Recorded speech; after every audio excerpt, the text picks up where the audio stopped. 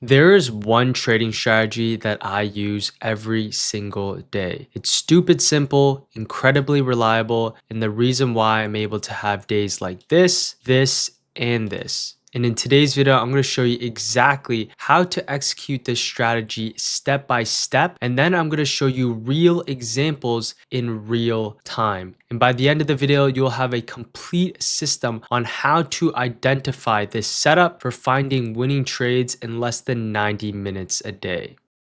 So as you can see right here, this is my PNL for the last 3 months trading, and I've made close to $240,000. As you can see, this is my PNL graph. As you can see right here, this is the last 90 days PNL as I mentioned. And one thing I do want to mention is that these results are not typical. I lost for years in the markets until I was able to finally find a consistent system and strategy in order to make consistent profits in the markets. And then with that being said, the goal of today's video is to show you a complete system on how to identify a setup for finding winning trades in less than 90 minutes a day. And the strategy that you'll learn today is one trading strategy that is repeatable and mechanical. And the best part is it doesn't require any daily bias, fancy indicators, and sets up every single day. And as you can see right here, I have a chart plastered full of different types of indicators. All right, I have the VWAP, right, Bollinger Bands, right? We have so many different indicators on the chart. And if your chart looks like this, where there's too many complicated indicators and signals, it may make it very hard for you to trade and for you to be consistent because there's so many conflicting signals in the markets. And what I want to show you today is a simple strategy that has 3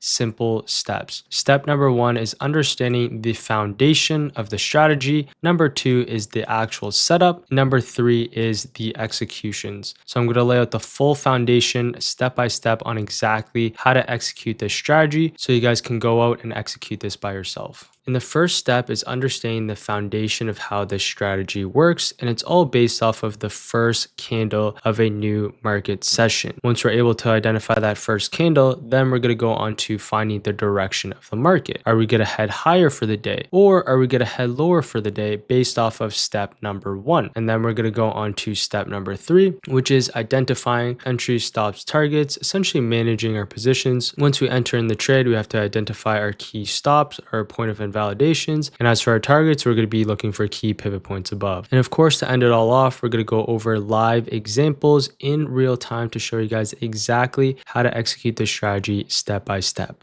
So the number one reason why most traders fail when it comes to trading in the markets is because they have overcomplicated trading strategies. They hop from strategy to strategy. As soon as something doesn't work, they're quick to jump off the ship and hop onto that next strategy. What you have to understand is that every single strategy works in the markets, but it's not going to work every single time. Another common problem is that you have way too many indicators plastered all over your charts. What you have to understand is that indicators are lagging, right? They're lagging price. Indicators are good to use as confluences, but when you have too many indicators plastered all over your chart, now you're at the point where you're so confused since you have way too many indicators. That's going to make it so it's very hard to understand what you're looking for. And what that creates is called analysis paralysis. And that's what happens when you overanalyze, you overcomplicate everything. So in order to become profitable, it all stems from simplicity. I always like to say simplicity equals profitability. And when you keep things simple, that's when you're actually going to make money in the markets because you're going to focus on what actually matters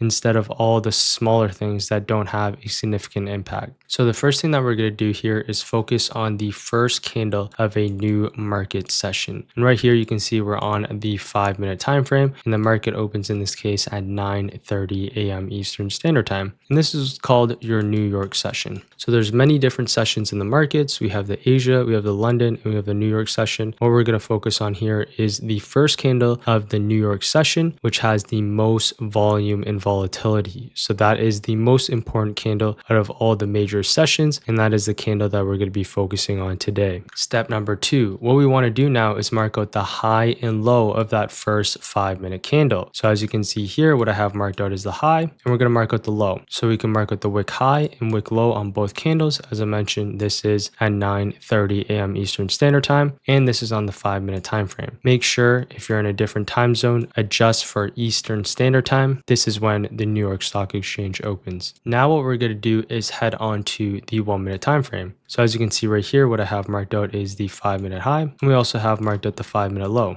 And now, as you can see, we're on the 1-minute time frame. So it's nice and easy. So this is essentially just understanding step number one. Next, what we're now going to be looking for is an impulsive move. As you can see right here, we have that 5-minute range high along with that 5-minute range low. What we want to see in the markets is a move higher above your 5-minute range high, or now in this case, we want to see a move lower below your 5-minute range high. And as I mentioned this on the 5-minute chart, and this step is going to be key to determine where price is most likely going to gravitate towards to start off the market open. If you get an impulsive move higher, we're most likely going to head higher. If we get an impulsive move lower, then we're most likely going to continue lower at the start of market open. So what does an impulsive move look like? And it's signifying that strong buyers are present in the markets. So as you can see, we have that 5-minute range high marked out, and we have that 5-minute range low. In this case, we're breaking towards the upside. And as you can see, we have a strong candle close above our 5-minute range high. And now we're having strong buyers that are pushing towards the upside. As you can see, buyers are respecting this key level signified by these lower wicks. And now we're having nice strong candle closures above your 5-minute range high. So this is a clear signal that price does indeed want to head higher. So this is the first way to identify if there's strong buyers in the market. There's also another way to identify if strong buyers in the market are present as well. And it's based off of the last video that I talked about, which is understanding the bullish gap / fair value gap. So as you can see in this case, we get that another close above your 5-minute range high. In this case, what we create here is a gap in the markets. So basically your first candle high and your third candle low. If there's a gap in between, what we have here is what's called your bullish gap / fair value gap. And what this signifies is that there's an imbalance in price towards the upside. So this is a clear signal as well that price is bullish and we can expect continuation higher. And just because now we can expect continuation higher in the market, does that mean we're just going to buy? No. So now what we're going to do is wait for the retest. So step number one was marking out that 5-minute range high along with that 5-minute range low. Step number two is waiting for the buyers to step in and have an impulsive move towards the upside. Step number three is now waiting for that retest. So we had that nice push higher. Now we're going to wait for that retest off of our 5-minute range high. Now what can we do is look for a potential entry here with a stop break below, and we look for a target towards the upside. And this is the exact way to execute the strategy. But there's a very crucial step here. We don't just want to buy blindly. Just because price has our first two steps checked off and now it's coming back for the retest, that doesn't mean that every single break and retest that now we're going to be looking for, we can expect to continue towards the upside. What can very much happen right off that 5-minute range high is that we actually might get stopped out instantly. If you go look to buy every single time without waiting for the price action on the key level, what can happen is that a lot of the times we might get stopped out instantly just because we're not waiting for one simple step that I'm about to share with you. A lot of people end up missing this crucial step, which can help significantly increase your win rate and your risk reward as well. And that is essentially waiting for strong price action. So as you can see here, we have that 5-minute range high. We have that nice push towards upside. Now we're coming back down in towards our key level. And I can actually see that the buyers are stepping in. And what does buyers stepping in mean? Buyers stepping in is signified by strong price action, which can be forms of hammer stick candles. It doesn't matter if it's green or if it's a red candle, but if you have a lower wick, that indicates that buyers are stepping in. And just by using this one step right here, it will significantly increase your win rate just because you're waiting for the strong price action around the key levels. And as you can see right here, now once we have that buyer step in, this is where we can look to enter. With our stop being fairly tight, we can just have a stop just to break below essentially your 5-minute range high. And now what we can be looking for is a fixed 1-to-2 risk to reward ratio back towards the upside, right? I have it as a fixed 1-to-2 just to make it nice and easy. Of course, you can scale at key levels and you can scale at higher time frame key objectives as well. Just to make it nice and easy, a good rule of thumb is to look for a 1-to-2 risk to reward. That means for every single $100 that you're risking, you're aiming for at least a $200 minimum reward per trade. With that being said, we now understand the full step-by-step process on how to execute this system from the foundation to the setup, and of course, how to manage your position. Now let's go on to some examples that I have for us today.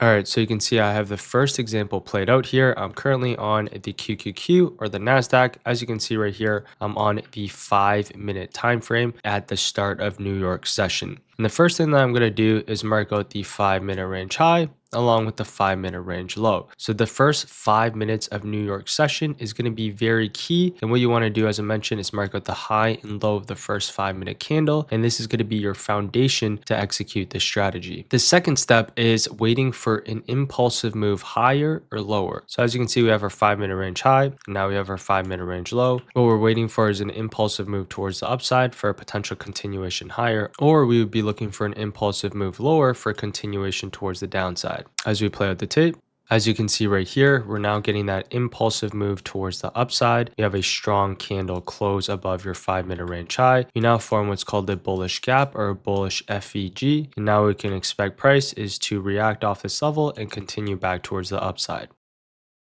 So as you can see, we have that break of your 5-minute range high. Now we're getting the retest of this key level. We're having strong buyers stepping in right off this level, indicating by these lower wicks. So we can get in on this candle close. In this case, our stop loss can be a break underneath this key low. And now we could be looking for a minimum of a 1 to 2 back towards the highs. All right, now let's play out the tape.